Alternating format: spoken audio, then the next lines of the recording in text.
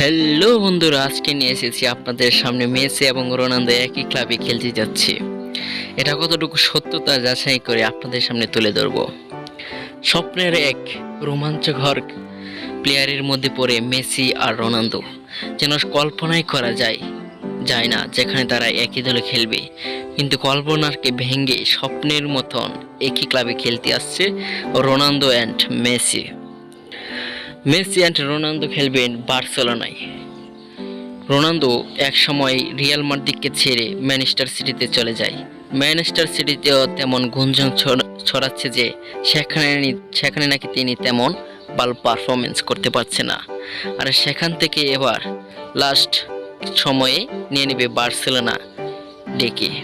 বার্সেলোনায় সভাপতি জানিয়েছেন খুবই দ্রুত যদি সম্ভব হয় তাহলে রোনালদো আর মেসিকে একই ম্যাচে খেলানো হবে। তবে প্রশ্ন একটাই দাঁড়ায়, অর্থের প্রয়োজন। মেসিকে এবং রোনালদোকে যেই দলে নেওয়া হোক না কেন চাই মোটা অঙ্কের টাকা। ঠিক তেমনি রোনালদোকে যদি বার্সেলোনায় আনতে চাই তাহলে কিন্তু মোটা অঙ্কের টাকা সবচেয়ে গুরুত্বপূর্ণ। তবে বার্সেলোনায় অনেকটাই পিছিয়ে রয়েছে অর্থের দিক দিয়ে। কি করে রোনালদোকে বার্সেলোনায় কিনে আনবে তা নিয়েই অনেকটাই দুশ্চিন্তার কারণ করেছে বার্সেলোনা। মেসি এবং রোনালদো দেড় দশক ধরে সবার প্রিয় একজন খেলোয়াড় হিসেবে মানুষের চোখে রয়েছে। মেসি যেমন বিশ্বের নাম্বার ওয়ান তারকা, ঠিক তেমনি রোনালদো বিশ্বের নাম্বার ওয়ান তারকা।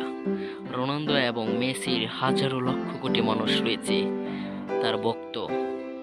তারা দুজন যখন একই ক্লাবে খেলবে কেমনই বা হবে তাদের এই দলটি, কিন্তু দলে আনা আর না আনা সবই যেন রয়েছে একই গুঞ্জনে।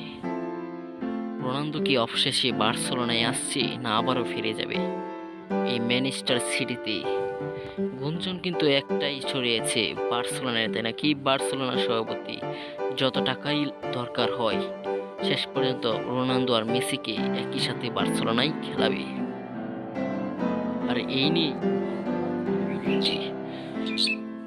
তবে এখনো সাইন করে জানাননি যে রোনালদো বার্সেলোনায় খেলছেন।